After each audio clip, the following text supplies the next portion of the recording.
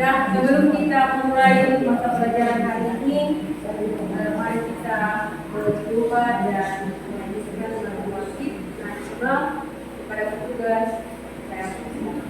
Siap, ada petugas hari ini.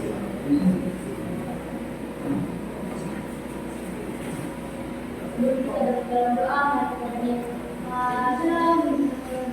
tiga ya. Padamu negeri kami berjanji, kami berbakti.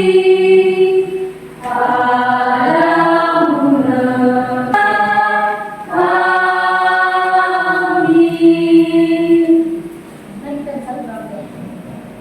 Bapak yang baik, Bapak yang terbuka, Bapak yang bersudah,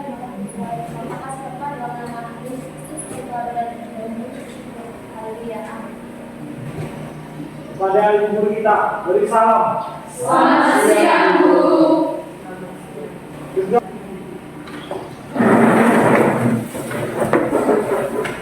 Sebelum kita masuk kepada pembelajaran ini, perlu saya mengabsen anak-anak kami dulu mengecek kehadiran siapa aja yang hadir hari ini. Cantika, Ayo, Bu.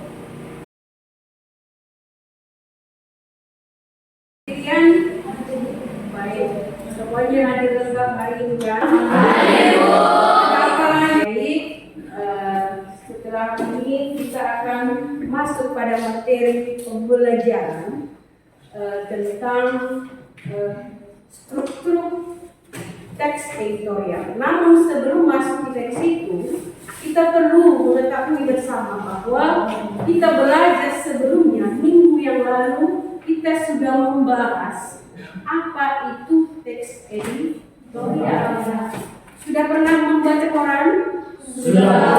Sudah pernah melihat televisi? Sudah. Sudah pernah melihat majalah? Sudah. Berarti Anda sudah tahu apa itu teks editorial, walaupun tidak bisa membedakan mana teks editorial dan mana teks berita, karena dasar dari teks editorial ini adalah berita. Namun ada perbedaan. Di sini kita sudah belajar kemarin bahwa kita mencari informasi dalam teks editorial itu berarti tentang kehidupan sehari-hari. Bagaimana pandangan seorang redaksi terhadap kejadian yang terjadi dalam kehidupan sehari-hari. Itulah dulu kaitan materi hari ini dengan minggu yang lalu. Di dalam pembelajaran ini kita akan diharapkan bahwa siswa mampu untuk menentukan mana struktur teks editorial dan mana struktur kebahasaan dari editorial. Namun sebelum itu sebenarnya ada yang tahu dulu apa itu editorial? Materi sebelumnya ada di halaman 86. Silakan. Teks editorial adalah artikel utama yang ditulis oleh redaktur koran yang merupakan pandangan redaksi terhadap suatu peristiwa atau berita aktual atau sedang menjadi sorotan, fenomenal dan kontroversial atau menimbulkan perbedaan pendapat. Baik, kita buat upload. Itulah dasar dari pembelajaran kita pada hari ini. Namun di pertemuan berikutnya, karena kemarin minggu yang lalu kita membahas itu bagaimana teks editorial, dan hari ini kita membahas di dalamnya tentang struktur. Berarti struktur ini dulu apa?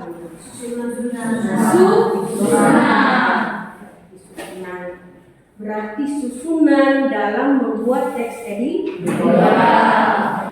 Sebelum masuk ke teks itu ada juga bisa dipahami nanti bersama.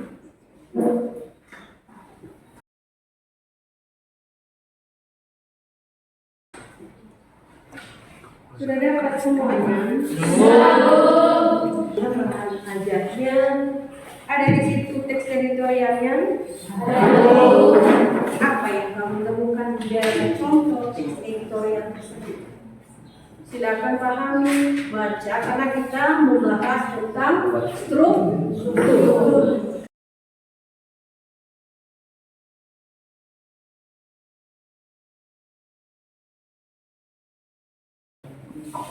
Ada yang baru ditanggapi di situ di contoh teks editorial tersebut? Ada enggak informasi yang kamu dapatkan di situ? Ada. Siapa yang sudah dapat informasinya? Berarti informasi itu apa? Pemberitahuan. Kabar.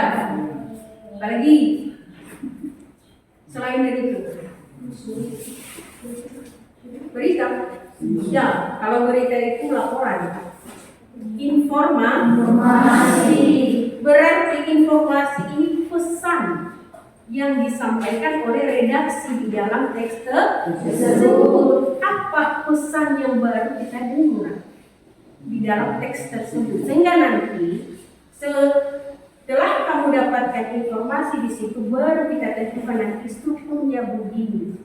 Karena di dalam struktur teks itu ada tiga. Dan apa informasi yang kamu dapatkan? Hal baru, pesan baru yang baru kamu dengar di situ.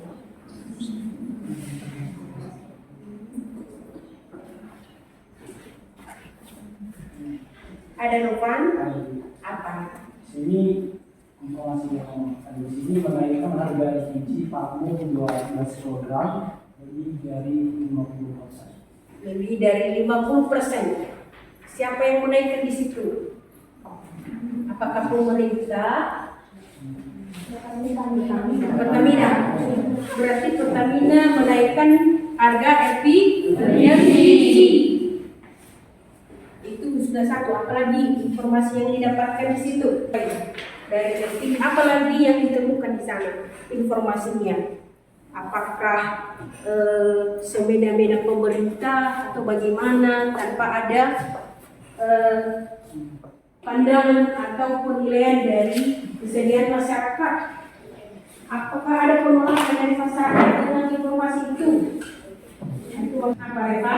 Alasan Pertamina menaikkan harga LPG karena mereka mengalami kerugian sebesar 22 triliun.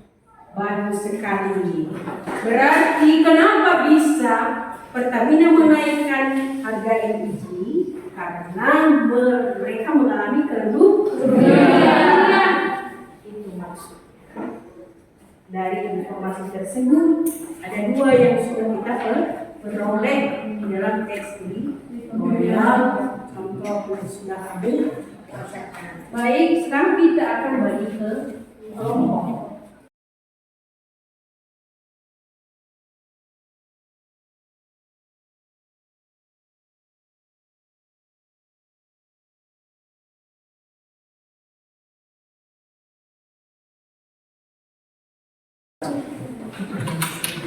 Sebelum kita melanjutkan untuk lembaran belajar peserta ini, perlu kita sama-sama tadi berapa strukturnya? 3. 1. Tesis. Apalagi argumentasi. Habis itu apa?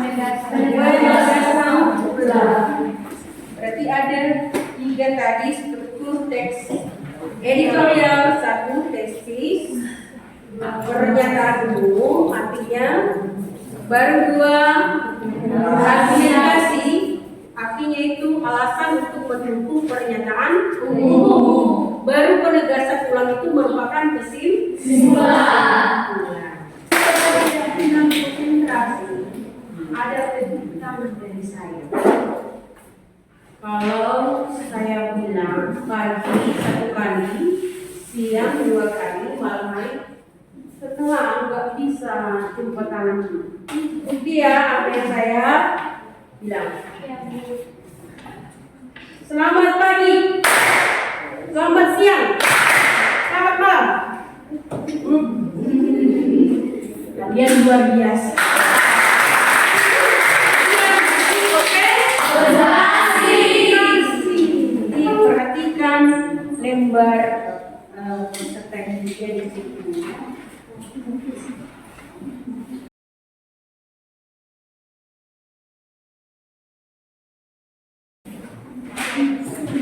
Dikerjakan mana penganalisisnya, berarti strukturnya seperti ini. Bagi yang sudah nanti silakan bisa tidak dapat teknik. Berarti kamu tunjukkan dulu mana yang masuk tesis dan mana admin. Di sini sudah dikatakan ada bahwa kayak kebakarannya ada sudah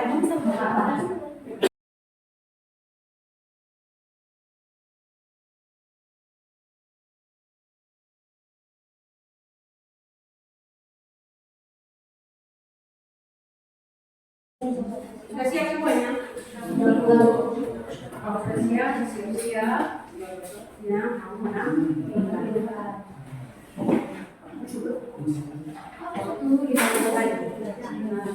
Persiapkan mulai dari siapa yang menyajikan,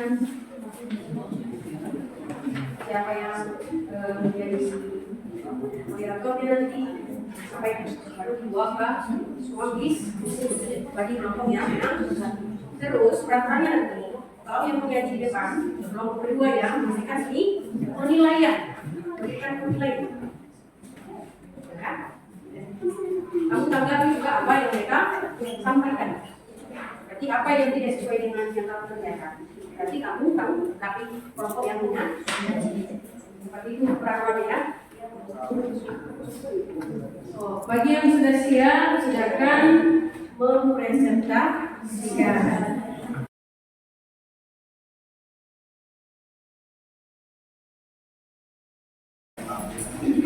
Baik, terima kasih kesempatan yang telah diberikan kepada kami. Di sini kami kelompok 1 memaparkan hasil diskusi kami yaitu tentang pengangguran makin bertambah. Jadi langsung saja hasil diskusi kami yang kami dipaparkan oleh teman-teman inisiatif kepada Baik, terima kasih kesempatan yang telah diberikan kepada kami. Saya akan membacakan atau memaparkan hasil dari diskusi kami pada hari ini, di mana dari struktur teks yang telah kami lihat ada 3 terdapat, yaitu pertama tesis, kedua argumentasi, dan ketiga penjelasan ulang. Yang pertama yaitu tugas kami di sini adalah menentukan teksnya yang menjadi struktur dari teks editorial. Yang pertama yaitu tesis berada di paragraf pertama, di mana teksnya yaitu perlambatan pertumbuhan ekonomi nasional mulai membawa dampak serius bagi kehidupan masyarakat. Yang kedua yaitu argumentasi berada di paragraf kedua dan paragraf ketiga juga paragraf keempat, yaitu percepatan pertumbuhan ekonomi tersebut diperlukan menciptakan lapangan kerja baru, sebab saat ini banyak sektor lapangan kerja yang turun daya serap. Dan paragraf ketiga yaitu teksnya yaitu dan data BPS ini harus dijadikan acuan pemerintah untuk serius dalam menangani masalah pengangguran. Paragraf keempat kutipan teksnya yaitu pertumbuhan ekonomi di kuartal 3 sebanyak 4,73%. Ini memang membaik dibanding sebelumnya yang mencapai 4,65%. Yang terakhir yaitu penegasan ulang dan paragraf 12 yaitu kutipan teksnya selain itu realisasi belanja pemerintah harus didorong secepat mungkin, termasuk pemerintah daerah yang selama ini sangat rendah penyerapan anggarannya. Baik, demikian bisa saya paparkan. Jika harus beda kepada saya. Baik, sekarang kita mulai dalam diskusi. Jika ada pertanyaan atau yang belum bisa diwakili oleh teman-teman semua, kami persilakan.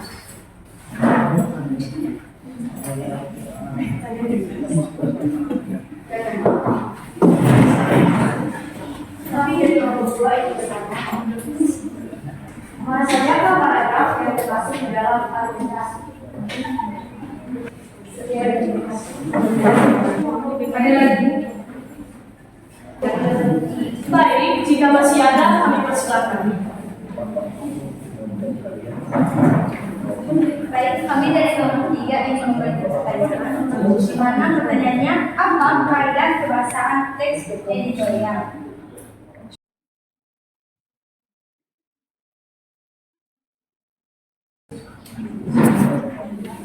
Baik, kami akan menjawab pertanyaan dari kelompok 3. Di mana pertanyaannya apa kaidah kebahasaan teks editorial?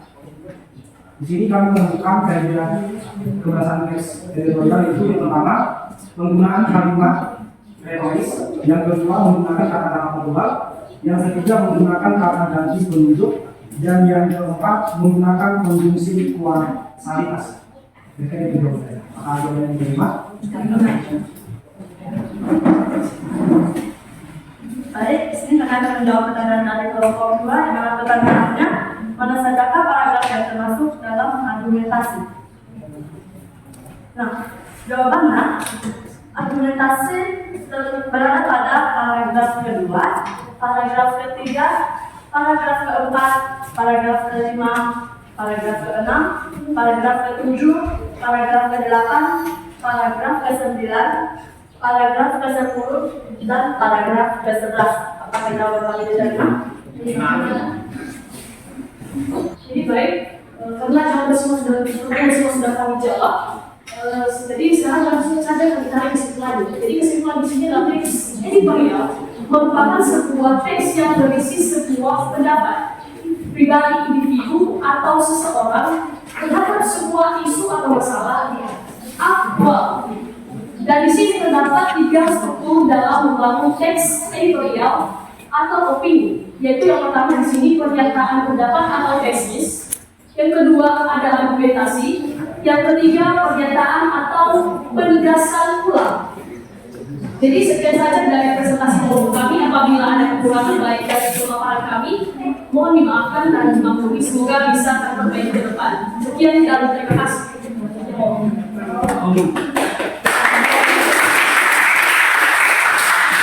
Dengan kelompok 1 luar ya.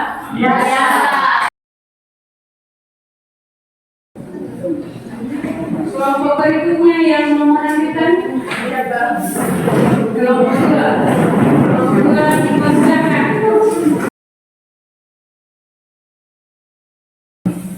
Baik, terima kasih kesempatan yang telah diberikan kepada kami. Langsung saja perkenalkan kami dari kelompok 2 yang beranggotakan 6 orang. Berdiri akan di sini untuk memaparkan hasil diskusi kami yang telah kami bahas bersama. Untuk mempersingkat waktu, kami persilakan saudara kami Rektor Marska untuk memaparkan. Baik, yang menjadi tugas kami sebagai tadi kelompok 2 yaitu mencari kaidah kebahasaan dan kutipan teks yang termasuk dalam kaidah kebahasaan di dalam teks editorial tentang bertambahnya jumlah pengaturan. Yang pertama, di sini kami menemukan kaidah kebahasaan ada 4, yaitu 1. Penggunaan kalimat retoris. Yang kedua, menggunakan kata-kata populer. Ketiga, menggunakan kata ganti penunjuk. Keempat, penggunaan konjungsi kausalitas. Nah, selanjutnya kami sudah mengerjakan atau mencari tentang kutipan teks yang termasuk di dalam kaidah kebahasaan. Di mana kaidah kebahasaan yang pertama yaitu penggunaan kalimat retoris. Kutipan teks yang termasuk di dalam kaidah tersebut terdapat pada paragraf 8, di mana berkata apakah ada yang salah dengan paket kebijakan tersebut. Itulah yang menjadi kutipan teks dalam penggunaan kalimat retoris. Dan yang kedua yaitu menggunakan kata-kata populer. Dan kutipan teks yang kami temukan dalam kaidah kebahasaan menggunakan kata-kata populer ada 4, yaitu survivor yang terdapat pada paragraf 3, yang kedua megap-megap yang terdapat pada paragraf 5, yang ketiga dicanangkan yang terdapat pada paragraf 6, yang keempat kambing pisang yang terdapat pada paragraf 9. Dan selanjutnya kaidah kebahasaan yang ketiga yaitu menggunakan kata ganti penunjuk. Kutipan teks yang kami temukan yaitu 1. Karena itu pemerintah di bawah kepemimpinan merujuk pada peristiwa.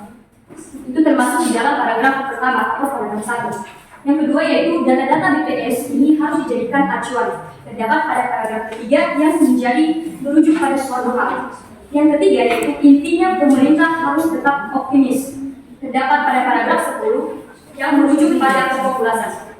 Dan kaidah kebahasaan yang keempat yaitu penggunaan konjungsi kausalitas. di mana kutipan teks yang telah kami temukan yaitu satu, percepatan pertumbuhan ekonomi tersebut diperlukan untuk menciptakan lapangan baru kerja. Sebab titik-titik nanti bisa dibaca terdapat pada paragraf ketiga. Dan yang kedua yaitu beberapa kalimat dengan kata pada paragraf 1, 2, dan 7. Sebenarnya terdapat pada paragraf 1, 3, dan 7. Sekian kami kembalikan kepada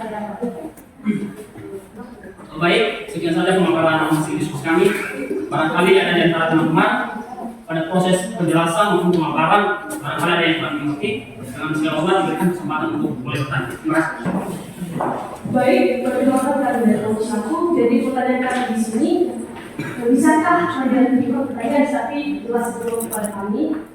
Jelaskan, bisa kalian jelaskan ulang kutipan kalimat mengenai kaidah kebahasaan yang menggunakan kata ganti petunjuk. Terima kasih. Baik, kami akan menjelaskan yang bersangkutan pada kalimat 1, di mana kaidah kebahasaannya adalah menggunakan kata ganti penunjuk. Dan kutipan teksnya adalah 1, karena itu pemerintah di bawah kepemimpinan berada pada kalimat pertama. Yang kedua, data BPJS ini harus dijadikan acuan berada pada kalimat ketiga atau merujuk pada suatu hal. Nah, yang ketiga adalah tentunya pemerintah harus tetap optimis berada pada paragraf 10 merujuk pada pokok ulasan. Apakah kelompok 1 berterima? Sebelum kami menutup hasil presentasi kami telah menarik kesimpulan yang menjadi kesimpulannya yaitu tujuan mencari kaidah kebahasaan, di mana yang pertama untuk dapat mengajak para pembaca untuk dapat ikut berpikir di dalam sebuah masalah atau isu maupun topik yang sedang hangat terjadi di lingkungan sekitar. Kemudian tujuan yang kedua memberikan sebuah pandangan dengan berdasarkan fakta dan data dengan alasan perubahan terhadap isu yang sedang berkembang. Baik, sekian saja pemaparan hasil diskusi kami, dan sebelum kami menutupnya kami mengajak kita semua Yahoo. Terima kasih. Baik, setelah oleh wilayah ke kelompok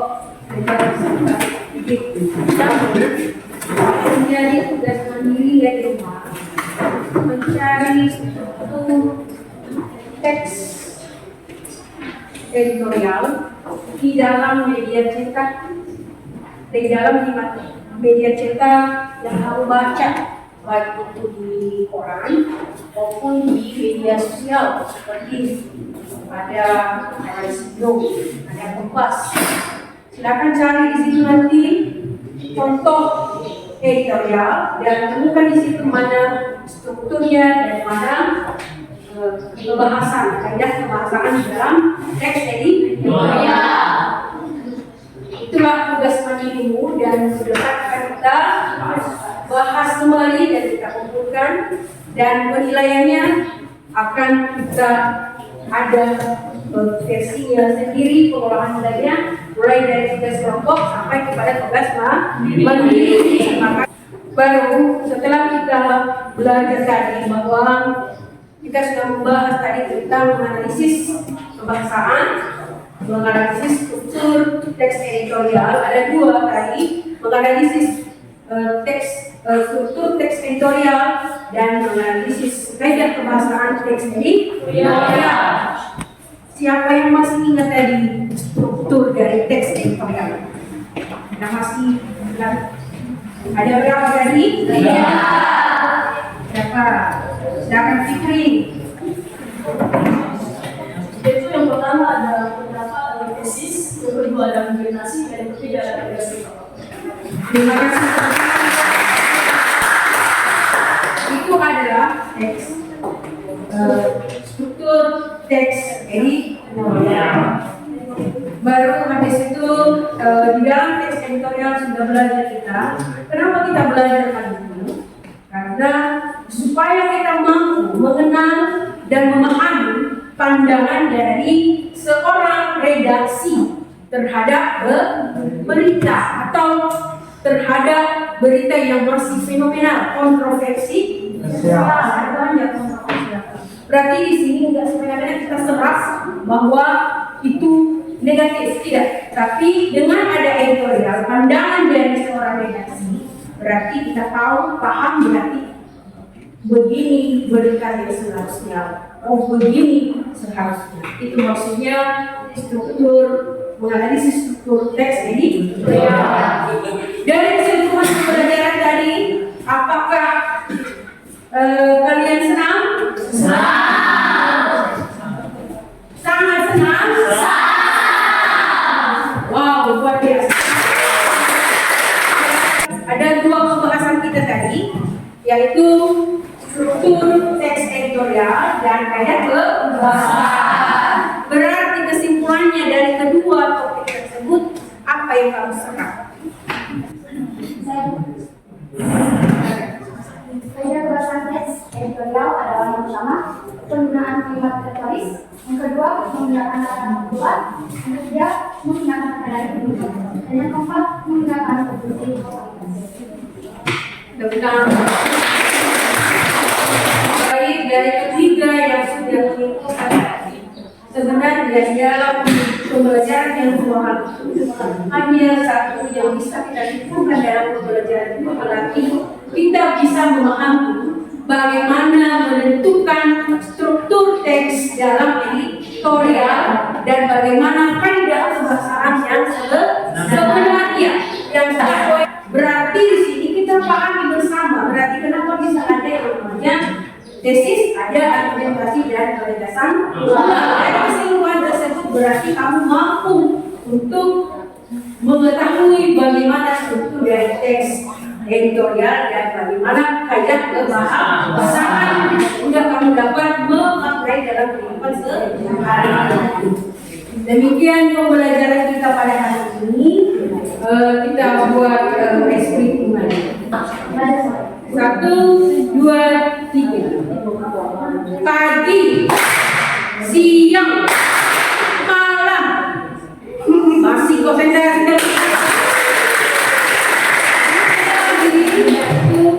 Ikuti kata-kata saya. Ayam, ayam, ayam bebek. Ayam, ayam, ayam bebek. Tidak berapa bebeknya? Tiga. Berarti kalian tidak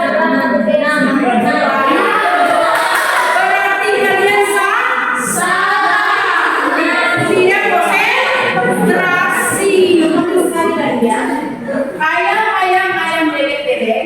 Ayam bebek. Bebek ayam. Kira-kira berapa bebek?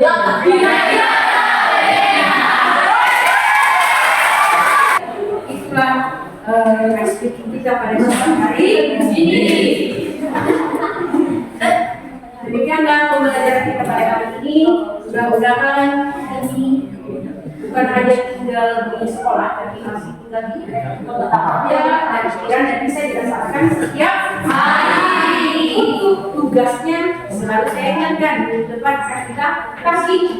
Silakan kamu cari di internet. Demikian dari saya. Kalau seandainya ada lagi yang perlu yang perlu dibahas tentang tugas, silakan. Kalau tidak, kita akan berdoa. Terus siapa yang berdoa? Siap, gerak. Kembali lagi mensyukur Tuhan Yesus. Kamu dari awal pertengahan hingga akhir pembelajaran kami Tuhan Yesus, Engkau tidak memberkati kami. Amin. Amin. Pada ibu kita beri salam. Selamat siang, Bu. Selamat siang. Gerak. Silakan pulang dengan baik.